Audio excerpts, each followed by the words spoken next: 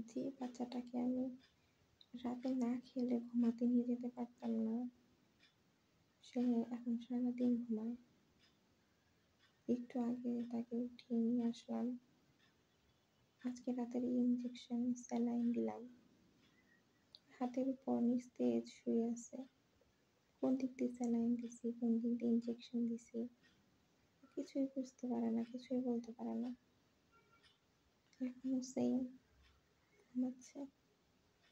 কিন্তু এই জায়গাটাতে ইনফেকশন হয়েছিল, এই জায়গায় এটা বলটা ছোট হয়ে আসছে, কিন্তু এখনো খাওয়া দাওয়া নিজে থেকে শুরু করে নাই। কতদিন লাগবে কে জানে।